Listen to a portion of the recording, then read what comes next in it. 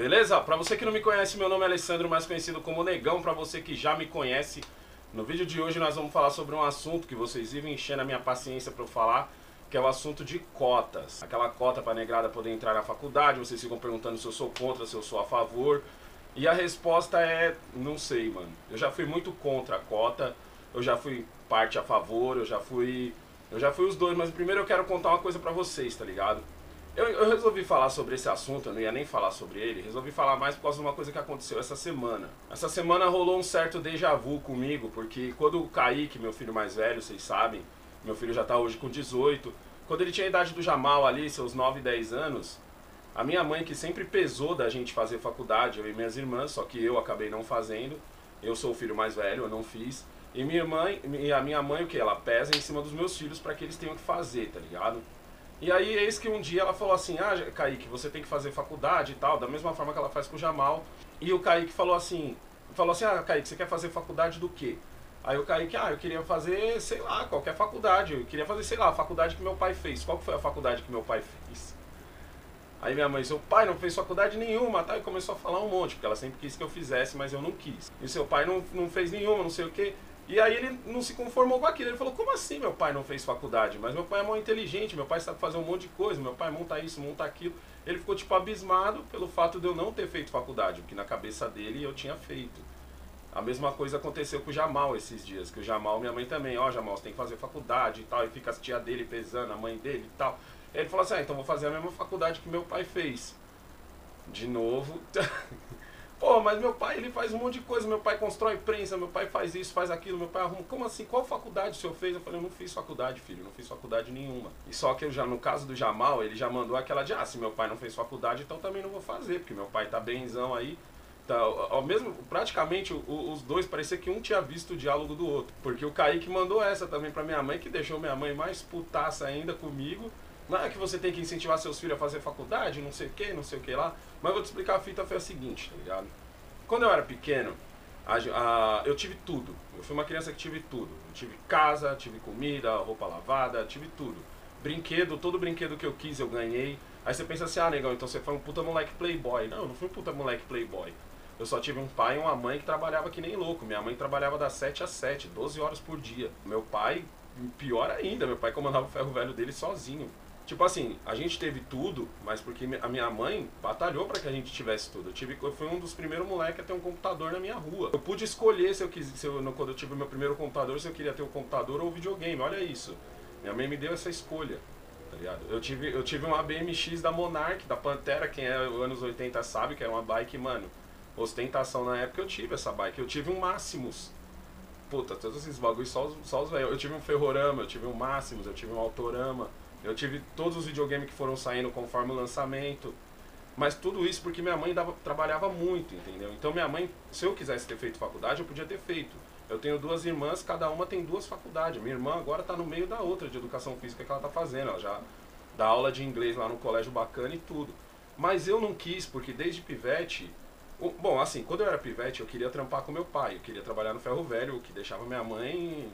puta da vida, ela não queria que eu trampasse com ferro velho. E minha mãe, ela sempre quis que eu fizesse, não interessasse o curso, porque quem cresceu nos anos 80 sabe disso, que a ideia era assim, ou você fazia a faculdade ou você prestava um concurso público, porque a faculdade e o concurso era um jeito de você ter um trampo garantido pro resto da vida. Era esse o pensamento do pessoal mais velho. Mas eu não tinha esse pensamento, entendeu? Eu achava que pra mim, você passar 4 ou 5 anos dentro de uma coisa pra você se especializar, você tinha que gostar muito daquilo. E eu não tinha nada que eu gostasse tanto, por isso eu acabei não fazendo faculdade. Mas então o negócio, quando eu fiquei sabendo do negócio de cota, que foi logo que o Lula foi eleito, não foi logo, foi tipo uns 2 anos, depois que o Lula foi eleito, começou essa de, quem é negros agora, nós vamos fazer aquela reparação histórica. Não é reparação histórica, aquela dívida histórica que existe, nós vamos reparar e tal, não sei o que. Eu nunca enxerguei desse jeito. Eu sempre enxerguei da seguinte forma. Pra mim, a cota, ela não é uma esmola, como tem muita gente que diz. Pra mim, a cota é uma muleta, tá ligado? O que o governo fez? Ele catou um taco de beisebol, quebrou a sua perna, ou seja, ele fez você da primeira à oitava ter um péssimo ensino, e aí você no segundo grau tem um ensino pior ainda, ou seja, ele quebrou sua perna, aí ele vai lá e te deu uma muleta de presente. E a galera que abraça a cota bate palma pra isso, tá ligado? Você não vê ninguém que fala bem de cota, fala mal do ensino do ensino lá na base. E eu vivo reclamando isso daqui com vocês. Eu sempre falo pra vocês que o Jamal estuda em casa também, porque a gente não fica contando só com o Estado. Pra mim a cota, ela é uma muleta. Então pra mim é difícil avaliar isso daí, porque eu também tenho que pensar no moleque que não teve o que eu tive, não teve uma mãe que deu trampo, que teve... Ó, e outra, minha mãe era cabeleireira, tem essa também, minha mãe não era assalariada. Minha mãe era cabeleireira, ela tinha um negócio próprio, meu pai também, meu pai tinha o ferro velho. Os dois trabalhavam que nem camelo? Os dois trabalhavam que nem camelo. Então quando você vai avaliar a cota, porque ela moralmente ela é errada, porque a ideia da cota é a seguinte, ó, nós temos aqui uma dívida histórica com os negros e vamos reparar essa dívida histórica. Vamos reparar essa dívida histórica como?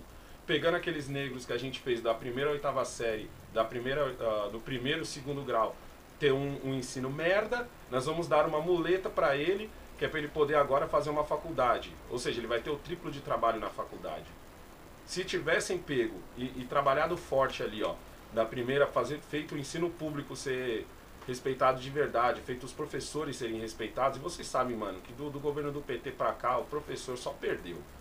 Na minha época, mano, o professor, a gente tinha medo do professor, a gente tinha medo de tomar um ponto negativo. Quem é anos 80 sabe do que eu tô falando, mano. Você não tinha medo de tirar uma nota vermelha na prova, você tinha medo do ponto negativo, porque aí se você tirasse A, não era mais A, era B. Se você tirasse B, não era mais B, aquele negativo transformava em C. E aquilo fazia você repetir de ano e tomar um pau em casa, porque você não tinha medo de repetir de ano, você tinha medo de tomar um pau em casa. E às vezes tomar um pau na escola, dependendo da sua mãe. Tipo, se a sua mãe fosse tipo a minha, ainda rolava o medo de tomar um pau na escola. Mas aí como eu converso isso, esse lance de faculdade, como eu converso isso com os meus filhos? A conversa é simples. Se você quer fazer, eu expliquei pro Jamal, entendeu? De um jeito bem simples. Eu falei, Jamal, pensa numa coisa que você quer fazer na vida. Aí o Jamal falou, eu queria montar robô. Tá ligado? Eu falei, então no seu caso você quer fazer robótica. Aí eu falei assim, Jamal, o seu pai, sem faculdade nenhuma, consegue fazer um robô. Eu consigo chegar aqui com as coisas que chegam aqui no depósito, eu consigo fazer um robô. Mas aí que tá, o cara que fez faculdade, o cara que fez engenharia, o cara que fez robótica, ele consegue pegar aquele amontoado de ferro que eu grudei um no outro, que vai ter articulação e tudo, aquele cara consegue fazer aquilo andar, aquele cara consegue fazer aquilo falar, aquele cara consegue pôr uma inteligência artificial trabalhando por aquilo, ele não vai precisar ficar movendo ele. Porque a partir do momento que você está movendo a coisa, já não é mais um robô. Senão a gente chamaria carro de robô. Porque o cara que faz um carro, ele é foda. Mas o cara que faz o que nem o da Tesla agora, que está fazendo os carros andar só, que nem o Google também, acho que a Tesla também está fazendo os carros andar sozinhos, esse cara é pica pra caralho. E para esse cara chegar nisso, ele teve que fazer uma faculdade, ele teve que se especializar naquela coisa.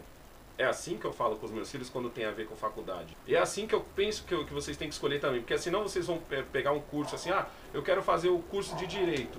Por quê? Porque ele paga bem. Sabe quem você vai ser no futuro? Você vai ser um advogado com dinheiro e que também está defendendo Nardoni, está defendendo o goleiro Bruno, está defendendo Suzane Richthofen. Aí eu quero fazer medicina, negão. Por quê? Porque medicina paga bem, vou ter um trampo pro resto da vida. Aí sabe quem vai ser você? Vai ser aquele médico que quando a gente vai no SUS dizer que a gente tá com dor de garganta, ele nem dá bom dia e já passa bezetacil. Esse vai ser você. Você vai ser aquele cara que fez engenharia, mas não queria ser engenheiro, só queria o dinheiro. Aí você vai ser aquele cara que se especializou para depois ficar vendendo o laudo de que a construção tá bem feita quando ela tá prestes a cair. Aí que tá.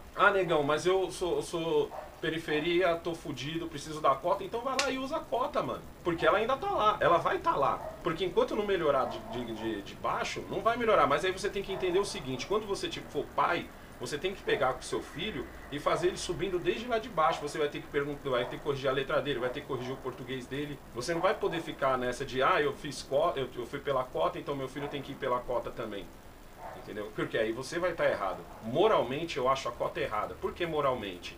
Porque a cota, já que ela está fazendo uma correção, como que vai ser com os brancos que são tão pobres quanto você? E no meu caso, que tem um filho branco, como é que fica? Porque o meu filho mais velho só é preto no pinto. Entendeu? Já mal dando risada. O meu filho mais velho só é preto no pinto. E aí, como é que fica quando ele quiser entrar na faculdade? Vai entrar. O moleque é branquelo, mano. O moleque tem o cabelo liso. E aí fica difícil, né, mano? Agora vamos falar um pouco dessa dívida histórica. Eu quero que vocês entendam o meu pensamento sobre ela. Os negros foram escravizados. Ponto. Chegaram aqui vendidos, tal, tráfico de humano que existe até hoje. Até hoje existe tráfico de gente. Mas aí, eis que Princesa Isabel assinou a Lei Áurea. Como foi a Lei Áurea? A Lei Áurea foi assim, ó. A partir de hoje, você que tem um escravo, você está proibido de ter escravo, certo? Se você tiver um escravo, você vai ter que pagar esse fulano. Aí você pensa que o cara que até então estava com um cara trabalhando para ele de graça, agora ele vai ter que pagar, sabe o que ele fez? Ele pegou e falou assim, negão, área. E o negão saiu só com a roupa do corpo, o que já não era muita coisa, que muitas vezes ele já tinha lá seu filho. E aí, como é que ficou? Então, essa galera da primeira geração tem realmente uma dívida histórica com os negros. A segunda geração, também. A terceira geração, também. A quarta geração, nem tanto.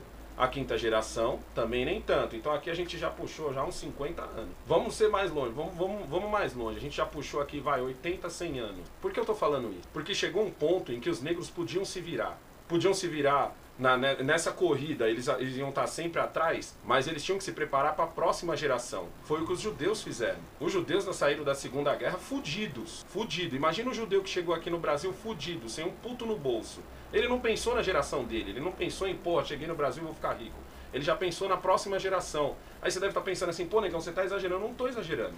A minha mãe chegou da Bahia aqui com a mão na frente e outra atrás. O meu pai chegou de Alagoas com uma mão na frente e outra atrás. Nenhum dos dois pensou em ficar rico. Minha mãe, o foco dela era, quando eu tiver um filho, ele vai ter isso, isso e isso. Nós tivemos tudo. Assim, eu tô passando isso pro Jamal. O filho do Jamal vai ter muito mais. E é assim que tem que ser. A dívida também tem que estar na gente.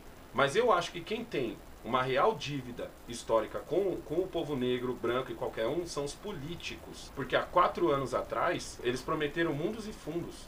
Eles estão prometendo agora. O que não falta é político dizendo que vai fazer acontecer.